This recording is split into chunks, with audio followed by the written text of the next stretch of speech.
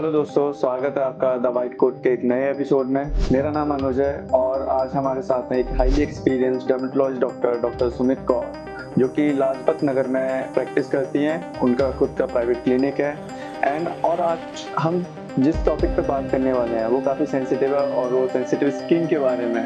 तो आपको पता चलेगा कि जिन लोगों को सेंसिटिव स्किन की प्रॉब्लम है, जैसे कुछ लोग धूल मिट्टी में निकलते हैं उन्हें स्किन एलर्जी होने लगती है, या उन्हें इन्वायरमेंटल फैक्टर की वजह से उन्हें स्किन प्रॉब्लम होने लगती है, या किसी और चीज़ से। तो आज उस टॉपिक पे हम डीपली कन्वर्सेशन करने वाले हैं। So doctor, welcome to the white coat talk. Thank you so much, Anuj, for inviting me here. I'm Dr. Sumit Kaur. I'm a practicing dermatologist in New Delhi, Lajpat Nagar area. I'm also associated with few hospitals like Rainbow Children Hospital, Sitaram Bhartiya Hospital and Sir Gangaram Hospital. तो मेरा जो practice है mostly वो clinical dermatology रहता है, dermato surgery रहता है। I do aesthetic dermatology also, and my कीन एरिया ऑफ इंटरेस्ट जो है वो पीडियाट्रिक डर्मेटोलॉजी है। I have also done a fellowship in paediatric dermatology after doing my MD and DNB, and that's why I pursue pediatric dermatology. So doctor, मेरा आपसे पहला सवाल, आपके पास जो सेंसिटिव स्किन के पेशेंट आते हैं तो उनमें ज्यादातर क्या प्रॉब्लम देखने की मिलती है? जैसे कुछ लोगों को इन्वायरमेंटल प्रॉब्लम होती है, या कहीं धूल मिट्टी में जाते हैं तो उन्हें सेंसिटिव स्किन रेडनेस आने लग जाती है, स्किन रिएक्ट करने लग जाती है। तो किस टाइप के आपको पेशेंट देखने के लिए मिलते हैं? देखिए, सेंसिटिव स्किन जो होती है वो सबसे पहले तो पेशेंट को खुद को ही पता होता है कि मेरी स्किन सेंसिटिव है। वो एक सेल्फ डायग्नोज कंडीशन है, और एक्चुअली लगभग 40 to 50% ऑफ द इंडियंस में सेंसिटिव स्किन की प्रॉब्लम रहती है। फीमेल्स में थोड़ी सी ज्यादा होती है, मेन में थोड़ी सी कम होती है। अब आजकल क्या है, लोग बहुत ज्यादा कॉस्मेटिक्स यूज करने लग गए हैं, कंसिडरिंग सोशल मीडिया का जो हमारा एरा चल रहा है। तो इस वजह से ये प्रॉब्लम थोड़ी सी और बढ़ने लग गई है। तो हमारे पास जो पेशेंट्स आते हैं मोस्टली वो ये कंप्लेन करते हैं कि उनकी स्किन कोई भी प्रोडक्ट्स ले नहीं पा रही है, चाहे वो किसी भी चीज़ से वॉश कर लें, चाहे वो कोई भी चीज़ उस पर लगा लें, बट उनको थोड़ा अनकंफर्टेबल लगता है। वो अनकंफर्टेबल आपकी एक बर्निंग सेंसेशन हो सकती है, टिंगलिंग सेंसेशन हो सकती है, आपको इचिंग हो सकती है, आपको ड्राइनेस हो सकती है, और कभी कभी आपको विजिबल रैशेस भी हो सकते हैं। तो यहाँ तक तो ठीक है, यहाँ तक तो आपको पता है कि आपकी स्किन सेंसिटिव है। बट वो स्किन कभी कभी ऐसा भी हो सकता है कि उसमें कोई अंडरलाइंग डर्मेटोसिस हो रियली में। जैसे हो सकता है आपको रोजेशिया हो सकता है आपको फोटो सेंसिटिविटी हो सकता है आपको सेबोरिक डर्मेटाइटिस हो, कुछ हो, लेकिन आपको वो चीज पता नहीं है। तो उस चीज के लिए जरूरी है कि आप डॉक्टर के पास जाएं और उनसे कांटेक्ट करें, ताकि आपका डायग्नोसिस बन सके कि आपको रियल प्रॉब्लम सच में सेंसिटिव स्किन है या फिर कोई और अंडरलाइंग डर्मेटोसिस है। ओके, तो ये काफी लोगों में मिसकंसेप्शन होता है सेंसिटिव स्किन को लेके। तो वो किस टाइप का मतलब लोगों में माइंडसेट रहता है? माइंडसेट सबसे ज्यादा यही रहता है कि उन्हें लगता है कि हम तो कुछ भी नहीं लगा सकते, हमें तो कोई भी चीज सूट ही नहीं करती है। देखिए, ये तो प्रैक्टिकली पॉसिबल ही नहीं है कि आपको कोई चीज सूट ही ना करे। कोई ना कोई प्रोडक्ट तो डेफिनेटली आपके लिए रहेंगे ही। तो उसके लिए जरूरी है कि सबसे पहले आप सारे OTC प्रोडक्ट्स बंद कर दें। What is OTC?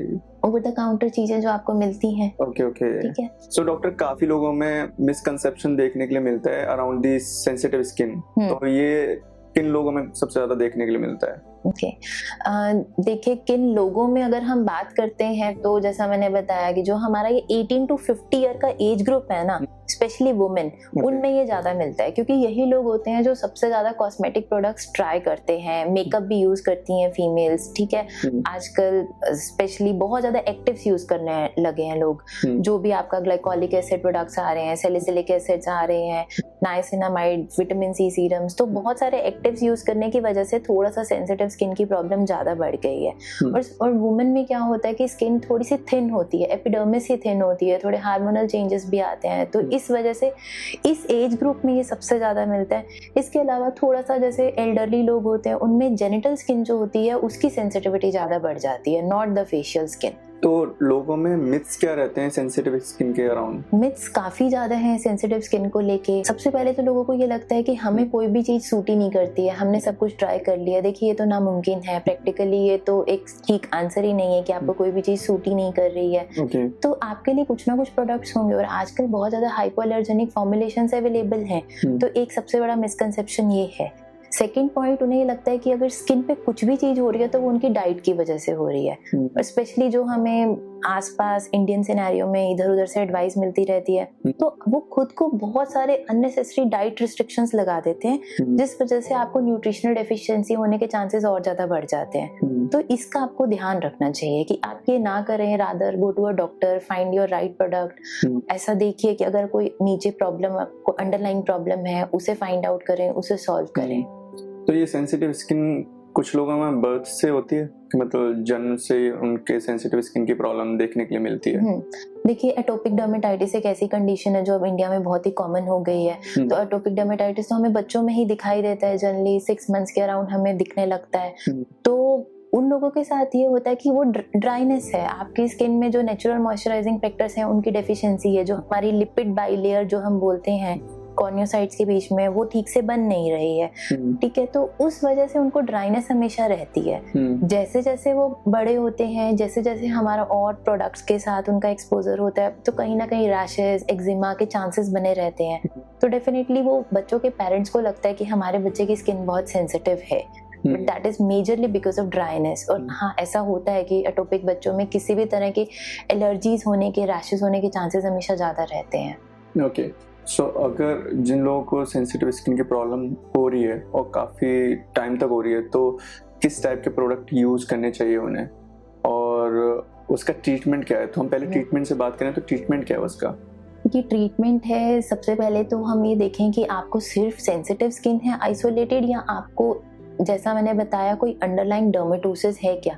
तो उसके लिए बहुत ही सिंपल सा टेस्ट है कि आप जो भी यूज कर रहे हैं, जो भी आप OTC product, over the counter preparations use कर रहे हैं, सब कुछ बंद कर दीजिए, 2 हफ्ते तक बंद कर दीजिए। ठीक है, फिर देखिए उसके बाद भी आपको अपनी स्किन पे अगर कोई चेंजेस दिखाई दे रहे हैं, तो मे बी आपको फिर कोई प्रॉब्लम है, हो सकता है आपको रोजेशिया हो, एक्ने हो, सेबोरी, कुछ भी आपको दिक्कत है, फिर आपको डेफिनेटली डर्मेटोलॉजिस्ट के पास जाना है। ठीक है, लेकिन अगर आपको वो सब बंद करने के बाद आपकी प्रॉब्लम सॉल्व होती है, इसका मतलब उसी में से आपको किसी चीज को तो एलर्जी थी, और हम 1 by 1 वो प्रोडक्ट हम इंट्रोड्यूस कर सकते हैं आपकी स्किन पे। इसे हम स्किन डाइट बोलते हैं। हम खाने वाली डाइट नहीं, बट स्किन डाइट, यानी कि जितनी भी चीजें आप अपने फेस पे लगा रहे थे या अपनी बॉडी पे, फेस की स्किन ही ज्यादा सेंसिटिव हमें मिलती है, क्योंकि यूवी रेडिएशन से ज्यादा एक्सपोजर होता है, पॉल्यूशन से ज्यादा एक्सपोजर होता है, उस वजह से, और फेस पे ही आप सारे सबसे ज्यादा इंग्रेडिएंट्स यूज करते हैं। तो आप अपना स्किन डाइट जो है उसे खाली कर दीजिए। ठीक है, और अगर आपको यूज करना है तो सिर्फ एक सनस्क्रीन, एक इमोलिएंट और एक क्लेंजर। अब जो आपका सनस्क्रीन है वो एक फिजिकल सनस्क्रीन होना चाहिए, ताकि वो अननेसेसरी आपको इरिटेशन ना करे।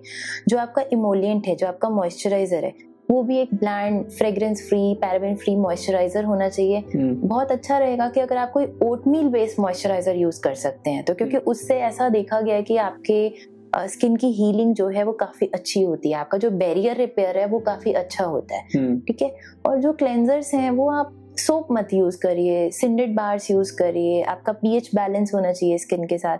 तो ये बहुत छोटी छोटी चीजें हैं, बट ये बहुत इंपॉर्टेंट चीजें हैं। और जितने भी एक्टिव्स हैं, सब एक्टिव्स बंद कर दीजिए स्किन पे, जो भी आप यूज कर रहे हैं। नहीं, जैसे देखा है लोकल सिटीज में लोग ज्यादा प्रोडक्ट यूज नहीं करते, तो नेचुरल चीज यूज करने लग जाते हैं, जैसे एलोवेरा, घर में प्लांट्स लगे हुए हैं, तो वो भी रिएक्ट करना लग जाता है कुछ टाइम के बाद। तो ऐसा क्यों होता है उनमें? देखिए, नेचर में हर चीज जो पैदा होती है वो सेफ नहीं है। मतलब ऐसा बोलते हैं कि poison also grows in nature only ना। सो इट इज नॉट कि अगर वो चीज पेड़ से मिल रही है आपको, या चीज वो, मतलब आप अगर उसे ऑर्गेनिक बोल रहे हैं जो भी है, तो आपके लिए सेफ ही है, ऐसा तो जरूरी नहीं है ना। इंडिया में क्या है, बहुत सारी ट्रेडिशनल प्रैक्टिसेस हैं, जो कल्चरल डिफरेंसेस हैं। आप नॉर्थ में है तो आप कुछ अलग चीजें लगाएंगे फेस पे, साउथ इंडिया में है तो वहाँ पे वो टर्मरिक वगैरह कुछ डेली लगाते हैं फेस पे, यहाँ बेसन, दही, ये सब ज्यादा यूज किया जाता है। अब जितनी जरूरत है उतना ही तो आप यूज करेंगे। अब विंटर्स का टाइम है और बेशक आप बेसन, दही, लेमन से डेली एक्सफोलिएट कर रहे हैं, तो इतनी ड्राइनेस आएगी कि आपका बैरियर खराब हो जाएगा, और आपकी स्किन सेंसिटिव नहीं भी है तो भी सेंसिटिव हो ही जाएगी। और जैसे आप एलोवेरा की भी बात कर रहे हैं, तो जिसे उससे प्रॉब्लम नहीं है वहां तक ठीक है, लेकिन अगर किसी का बैरियर ही ठीक नहीं है, फिर आप उस पे लगा रहे हैं, तो ट्रिगर होके कभी भी एक इम्यूनोलॉजिकल रिस्पॉन्स आ सकता है, कभी भी आपको फर्दर सेंसिटिविटी रैश दिखाई दे सकता है। ओके, सो अभी जैसे आपने बोला कुछ प्रोडक्ट्स में से पैराबेन फ्री होने चाहिए या फिजिकल सनस्क्रीन होने चाहिए, तो ये फिजिकल सनस्क्रीन क्या होती है, पैराबेन फ्री प्रोडक्ट क्या होते हैं? तो वो लोगों की काफी मतलब माइंड में ऐसे डाउट रहते हैं? देखिए सनस्क्रीन जो होते हैं वो हमारे फिजिकल भी होते हैं, केमिकल भी होते हैं, मिक्स सनस्क्रीन भी होते हैं। तो physical sunscreen mostly zinc oxide based, titanium dioxide based होते हैं, जैसे बच्चों में सेफ रहते हैं, प्रेग्नेंट वुमेन में सेफ रहते हैं। तो आप देखिए कि उस पे जो इंग्रेडिएंट्स है ना वो मिनिमम होने चाहिए। ये सिंपल सा एक लॉजिक है। कोशिश करिए कि आप 10 से कम इंग्रेडिएंट वाला प्रोडक्ट यूज कर रहे हैं।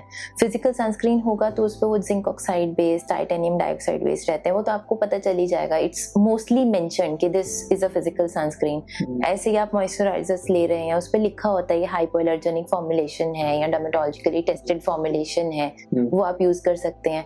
और आपकी फॉर्मुलेशन नॉन कोमेडोजेनिक होनी चाहिए, नॉन इरिटेटिंग होनी चाहिए। तो ये सब लेबल्स काफी ज्यादा वैसे फॉर्मुलेशंस पे लिखे होते हैं, फिर भी if there is any difficulty then a dermatologist is always there. पर लोग में काफी ये डाउट होता है कि डॉक्टर से पूछना है, तो उनका ये होता है कि कंसल्टेशन फीस देनी पड़ेगी। तो सब इसीलिए हमने द वाइट कोट टॉक्स का ये रखा है कि लोगों के क्वेश्चन सॉल्व हो, कॉमन क्वेश्चंस। राइट, बट जितने प्रोडक्ट्स आप खरीदते हैं कंसल्टेशन फीस तो एक ही बार देनी होती है, वो तो आपके एक प्रोडक्ट के कॉस्ट में ही रिकवर हो जाती है। मुझे लगता है कि उससे सही गाइडेंस भी मिल जाती है और आपके जो डाउट होते हैं वो आप इन पर्सन जाके अच्छे से आप क्लियर कर पाते हो। देखिए अभी इस टाइम में हमारे पास बहुत सारे, स्पेशली जो यंग जनरेशन है, जो कॉलेज गोइंग स्टूडेंट्स है ना, वो ऐसे आते हैं कि जहाँ पे भी सेल आई वो 3-4 प्रोडक्ट्स खरीद लेते हैं, फिर वो पूरे अलमीरा में उनके इकट्ठा स्टॉकअप हो जाता है एंड उसे वो जबरदस्ती यूज करते रहते हैं। तो स्किन का बैरियर जब तक आपका ठीक नहीं है तो आपके एक्टिव लगाने का क्या फायदा है, राइट। कोई कोई ऐसे इंग्रेडिएंट है जैसे सोडियम लॉरेल सल्फेट है हमारा, ये शैम्पूज में, डिटर्जेंट्स में, हाइजीन प्रोडक्ट्स में होता है। देखा गया कि इससे एलर्जी मिलती है लोगों को, ठीक है। ऐसे पैराबेन एक चीज है, ऐसे फ्रेग्रेंस एक चीज है। तो जिस चीज से हमें पता चला ना कि इससे ज्यादा एलर्जी मिलती है, उस चीज को हम हटाते जा रहे हैं, ये हो रहा है। बट कोई पुरानी फॉर्मुलेशन चल रही है, कोई नॉर्मल ओटीसी प्रोडक्ट्स चल रहे हैं, वो तो चल ही रहे हैं ना। तो इसलिए आपको ये चेक करना है और इन प्रोडक्ट्स के बिना प्रेफरेबली चीजें खरीदनी है। अभी जैसे आप बोल रहे हैं कि पैराबेन फ्री या ऐसी चीजें हम हटाते जा रहे हैं, जो चीजें हैं उस तरीके से फ्रेग्रेंस हो गया, तो केमिकल्स तो पूरी तरह खत्म नहीं होने वाले, केमिकल्स तो रहेंगे। तो अब जैसे सेंसिटिव स्किन के ऊपर बात चल रही है हमारी, तो अब वो सारे प्रोडक्ट तो नहीं छोड़ सकते, तो उसमें क्या करें वो? देखिए आप जब प्रोडक्ट चूज कर रहे हैं ना, तो आप कोशिश करिए, जैसे आप मॉइस्चराइजर ले रहे हैं तो आप कोशिश करिए अगर आपके मॉइस्चराइजर में सेरामाइड्स हैं, अगर आपके मॉइस्चराइजर ये ओटमील बेस्ड है, ठीक है, कोलोइडल ओटमील, क्योंकि इन सब चीजों से देखा गया कि आपका जो बैरियर है वो रिपेयर होता है। जब बैरियर रिपेयर हो जाएगा तो कोई भी चीज, कोई भी प्रोडक्ट आपको कम इरिटेट करेगा, कोई भी इन्फ्लेमेटरी डिजीज होने के चांसेस आपको ऑटोमेटिकली कम हो जाएंगे, ठीक है। देखिए प्रोडक्ट्स हर चीज तो गायब करना पॉसिबल ही नहीं है, बट अब आप कॉस्मेटिक, अगर हम कॉस्मेटिक यूज की बात आए तो बहुत छोटी छोटी चीजें हैं। जैसे मान लीजिए आपको लाइनर, मस्कारा यूज करना है, ट्राई कीजिए आप ब्लैक यूज करें रादर देन ब्लू या ग्रीन यूज करने की बजाय आप पाउडर कॉस्मेटिक्स यूज करिए। या फिर अगर आपको फाउंडेशन यूज करना है तो try to use a powder या फिर cream foundation, type of cream based foundation, वो यूज करिए। ऐसा प्रोडक्ट यूज करिए जो इजीली पानी से ही निकल जाए। ऐसा ना हो कि उसे निकालने के लिए फर्दर आपको बहुत ज्यादा फेस वॉश या सोप यूज करना पड़ रहा है, ठीक है। हमेशा फ्रेश कॉस्मेटिक्स यूज करिए। कोई भी चीज जो नियर टू एक्सपायरी है या एक्सपायर्ड प्रोडक्ट्स है वो सब आप यूज ना करें। And once you have even that tiny idea कि मुझे ये प्रोडक्ट सूट नहीं कर रहा है या मुझे इससे हल्की सी भी एलर्जी, इरिटेशन हो रही है, तो उस प्रोडक्ट को जस्ट साइड कर दीजिए। नहीं, जैसे मैंने फिजिकल सनस्क्रीन में जो सिलिकॉन बेस होता है तो वो यूज करने के बाद तो एक लेयर सी बन जाती है, तो पानी से इजीली नहीं निकलती है। तो आपने बोला तो आप बिना सिलिकॉन बेस का यूज कर लीजिए। हाँ देखिए फिजिकल सनस्क्रीन थोड़े से उतने फिजिकली अपीलिंग नहीं रहते हैं। Now we have those good formulations जिनको लगाने के बाद आपको पता भी नहीं चलेगा। फिजिकल सनस्क्रीन्स में भी as we are progressing we are getting better and better products and formulations. तो जैसे अब ये बात करें मेकअप के बारे में, मेकअप की कोई एडवाइजरी डर्मा में तो है ही नहीं, हम तो बोलते हैं मेकअप लगाओ ही ना। तो अब जैसे सेंसिटिव स्किन पे एनवायरमेंटल इम्पैक्ट पड़ता है? बिल्कुल पड़ता है। जैसे कि आपका पॉल्यूशन का बहुत इम्पैक्ट पड़ता है, आपके यूवी रेडिएशन का बहुत इम्पैक्ट पड़ता है। तभी आप देखेंगे कि ये सारी सेंसिटिविटी मोस्टली आपको फेस के आसपास ही पता चलती है, बाकी जगह कम ही पता चलती है। फिर आपका जो पानी हम यूज कर रहे हैं, आपके हार्ड वाटर का इम्पैक्ट पड़ता है, ठीक है। आपकी इनफैक्ट आपकी डाइट का भी इम्पैक्ट पड़ता है। अगर आप एक अच्छी एंटीऑक्सीडेंट रिच डाइट ले रहे हैं तो उससे आपके सेंसिटिव होने के चांसेस थोड़े कम हो जाते हैं, क्योंकि कहीं ना कहीं आपका बैरियर जो है, क्योंकि हमारी स्किन हमेशा जो है उसका एक टर्नओवर चलता रहता है, तो उसको हीलिंग के लिए, उसके टर्नओवर के लिए हमें अच्छे एंटीऑक्सीडेंट्स की जरूरत होती है। तो ये सारी एनवायरमेंटल वाली चीजें हैं, ये सारे एनवायरमेंटल फैक्टर्स हैं जिनका हमारे स्किन पे अफेक्ट पड़ता है। Okay okay. और जो लोग जैसे बहुत टाइम तक एसी में रहते हैं, हाँ। एसी यूज करते हैं, तो उसका कितना इम्पैक्ट पड़ता है स्किन पे? देखिए एसी से जो है वो ड्राई, एसी आपकी स्किन को ड्राई करता है, क्योंकि जो ट्रांस एपिडर्मल वाटर लॉस है ना, जो हमारा कॉन्टिन्यूसली, मैं यहाँ बैठी हूँ, आप यहाँ बैठे हैं, आपकी स्किन से थोड़ा सा हमेशा पानी का लॉस हो रहा है। तो जब आप एसी में रहते हैं ना, बिकॉज ऑफ द ड्राइनेस, तो वो ट्रांस एपिडर्मल वाटर लॉस होता है जो वो इंक्रीज हो जाता है आपका। तो जब वो इंक्रीज हो गया तो आपके ऑटोमेटिकली ड्राइनेस आ जाएगी। जब ड्राइनेस आ जाएगी तो सेंसिटिविटी होने के चांसेस ज्यादा बढ़ जाएंगे। ओके। इसीलिए ये प्रॉब्लम आपको विंटर्स में ज्यादा लगती है। विंटर्स में, या कभी सपोज आप ट्रैवल कर रहे हैं और आप अपनी कार के जो वो है विंडो है, और आप अपनी जो कार की विंडो है उससे आपने अपना फेस बाहर निकाल रखा है, थोड़ी देर बाद आप देखेंगे कि आपके फेस पे थोड़ी सी रेडनेस, कभी कभी इचिंग, क्रस्टिंग तक आ जाती है इतनी जल्दी। तो ये सब फैक्टर्स हैं। जैसे विंड का इफेक्ट पड़ता है, बहुत ज्यादा हॉट क्लाइमेट है, बहुत ज्यादा ठंडा क्लाइमेट है, तो इन सब से आपकी स्किन ज्यादा सेंसिटिव होती है। तो अगर सेंसिटिव स्किन को ट्रीट ना किया जाए तो इसका मेजर क्या प्रॉब्लम क्रिएट हो सकते हैं? मेजर प्रॉब्लम है कि आपका लाइफस्टाइल डिस्टर्ब रहेगा।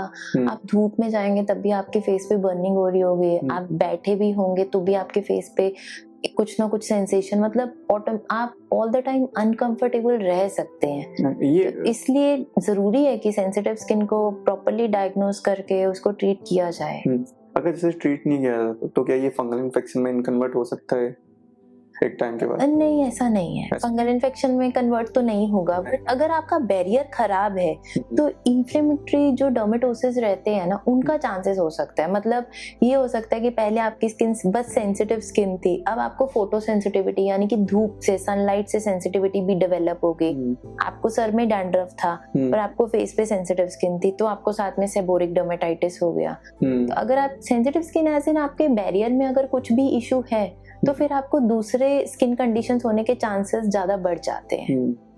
अगर जैसे धूप से अगर सेंसिटिव स्किन प्रॉब्लम क्रिएट हो रही है तो सनस्क्रीन तो लगा ही रहे हैं, तब भी उन्हें दिक्कत हो रही है, तो क्या उन्हें कवर करके प्रॉपर चलना चाहिए? क्योंकि पॉल्यूशन भी है इतना ज्यादा।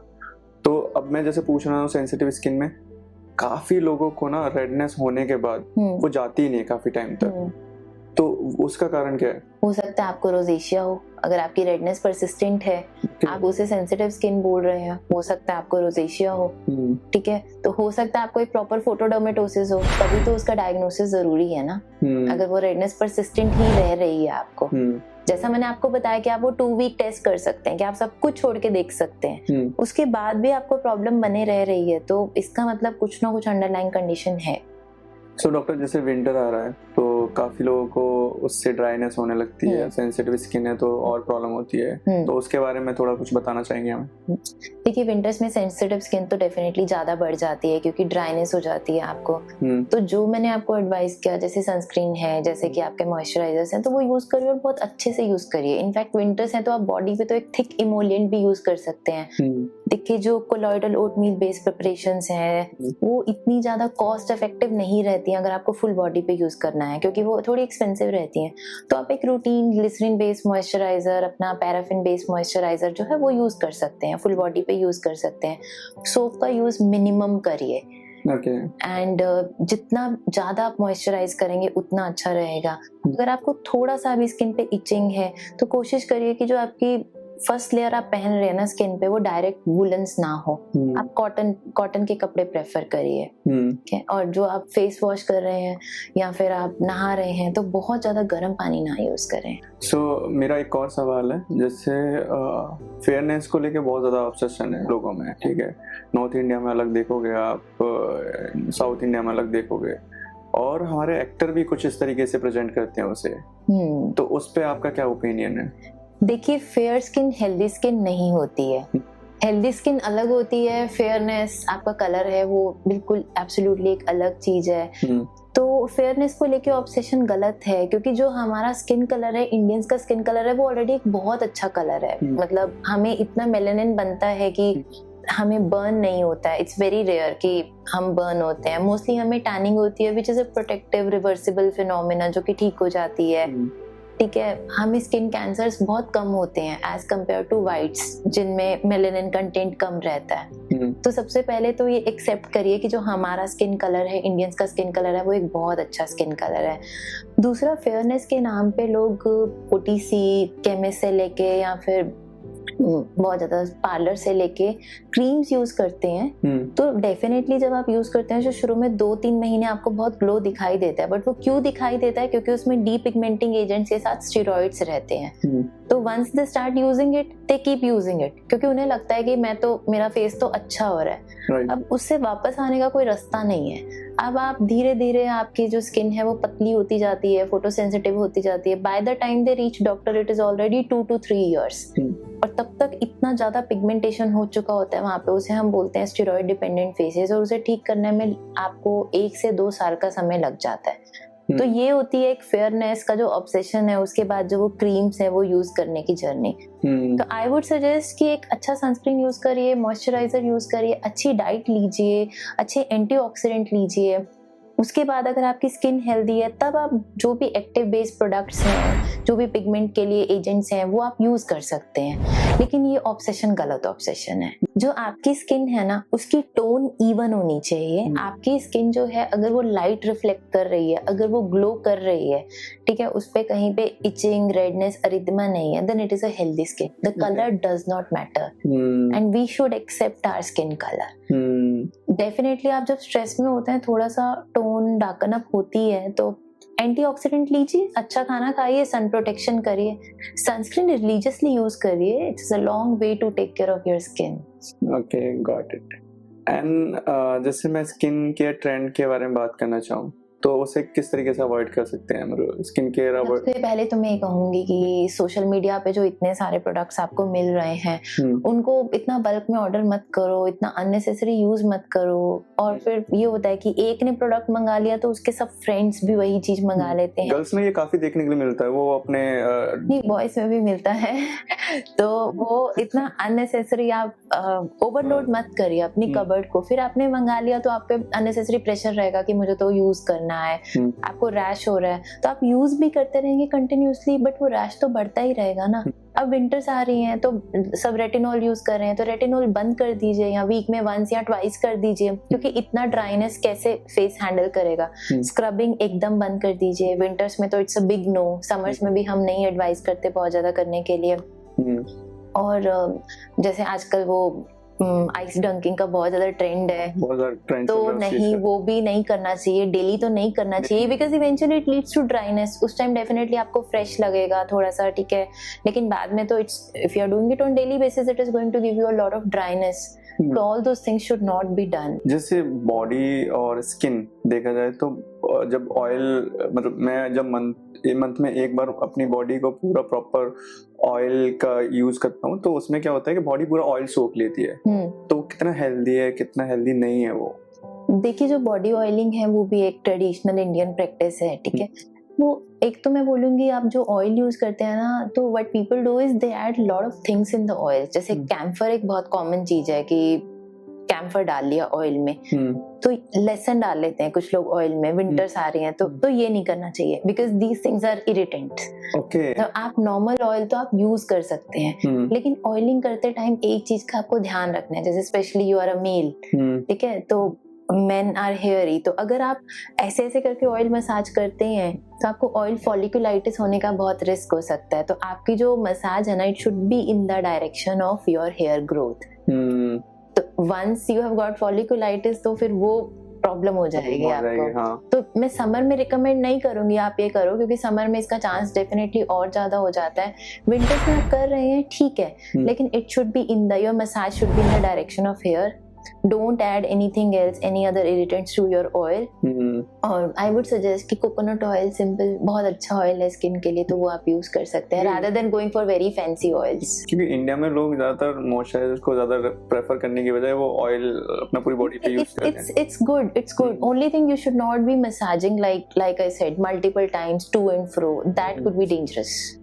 जैसे मैं हेल्दी स्किन की बात करूं तो हेल्दी स्किन क्या होती है? Healthy skin means happy skin. Okay. Happy skin मतलब आपका टोन बराबर है, आपकी स्किन लाइट रिफ्लेक्ट कर रही है, आपको कोई उस पे इरिटेशन नहीं है, you are able to take your whatever you are applying nicely and it is glowing. The colour doesn't constitute anywhere a part of the healthy skin. एक ये बहुत इंपॉर्टेंट चीज है ध्यान रखने के लिए. आपकी स्किन पे कोई इन्फ्लेमेशन नहीं है, it is all settled, it's happy, that's healthy skin. Okay. मैं जैसे बात करूं कि लोगों को 3 प्रोडक्ट यूज करने हैं अपने स्किन केयर में, तो वो 3 प्रोडक्ट क्या होने चाहिए? मैं आपको 2 ही बोलूंगी, एक सनस्क्रीन और एक मॉइस्चराइजर, और तीसरा आपका क्लेंजर होना चाहिए बस. क्योंकि लोगों को बड़ा डाउट रहता है कि इतने सारे प्रोडक्ट. 3 ही चीजें आपको चाहिए, क्लेंस, हाइड्रेट एंड प्रोटेक्ट, बस. ओके. उसके बाद सब एड ऑन है. ये 3 चीजें बेसिक स्किन केयर का रूटीन है. तो जब आप बेसिक स्किन केयर से अब आप हेल्दी स्किन पे पहुंच गए ना, तब उसके बाद आता है एड ऑन केयर या एक्टिव्स का रोल. उससे पहले it's all basic skin care. जैसे हाइड्रेट की बात करें तो मॉइस्चराइजर यूज कर सकते हैं, एंड प्रोटेक्ट की बात करें सनस्क्रीन. एंड थर्ड वन क्या बताया था आपने? Hydrate, protect and cleanse. Basically it's cleanse, hydrate and protect, 3 चीजें. I told you it's skin diet. तो अब आप सोचिए कि बाजार में बहुत सारा खाना है, बट आपको क्या वो सब खाने की जरूरत है? नहीं ना. What you all need is your basic diet. So ये 3 चीजें बेसिक हैं, क्लेंस, हाइड्रेट एंड प्रोटेक्ट. ठीक है. उसके बाद whatever you are adding after these things, after you maintain a healthy skin, that's up to you, your requirements, your choice, के pigmentation के लिए, एक्ने के लिए. बट इन 3 चीज के बिना कोई किसी भी चीज का यूज नहीं है. तो डॉक्टर, अगर हमारी ऑडियंस को आप एक मैसेज देना चाहें तो आप क्या वो एक मैसेज देना चाहेंगे? मैं ये कहना चाहूंगी कि अभी विंटर्स आ रही हैं, तो ऐसे बहुत सारे लोगों को लगता होगा कि उनकी स्किन बहुत अच्छा बिहेव नहीं कर रही है.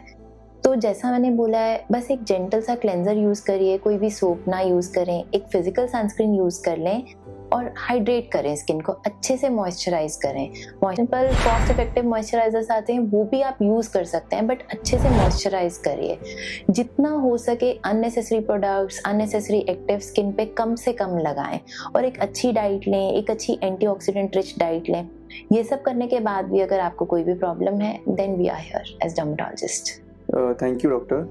सो अगर आपके कोई भी क्वेश्चंस स्किन से रिलेटेड या अदर प्रॉब्लम या डिसीज से रिलेटेड कोई प्रॉब्लम है, तो आप कमेंट सेक्शन में आप अपना आंसर ड्रॉप कर सकते हैं. एंड इस जैसे आज हमने सेंसिटिव स्किन पे हमने टॉपिक पे बात करी है, तो अगला टॉपिक क्या होना चाहिए उसके ऊपर आप अपनी राय आप कमेंट सेक्शन में या आप मैसेज में ड्रॉप कर सकते हैं. एंड डॉक्टर का हम link and Google my business जो भी सोशल मीडिया लिंक्स हैं वो हम मेंशन कर देंगे. अगर आपको डॉक्टर से डायरेक्ट कंसल्ट कराना है तो आप डॉक्टर से डायरेक्ट कनेक्ट कर सकते हैं. एंड इनका क्लिनिक लाजपत नगर में, तो आप अगर नियर बाई लाजपत नगर में हैं तो आप डॉक्टर से इन क्लिनिक जाके आप कंसल्ट करा सकते हैं. और अपनी स्किन का ध्यान रखिए. आपकी स्किन हेल्दी रहेगी तो आप अच्छे से कॉन्फिडेंट रह के लोगों से कनेक्ट कर पाएंगे. तो stay healthy, stay safe and thank you.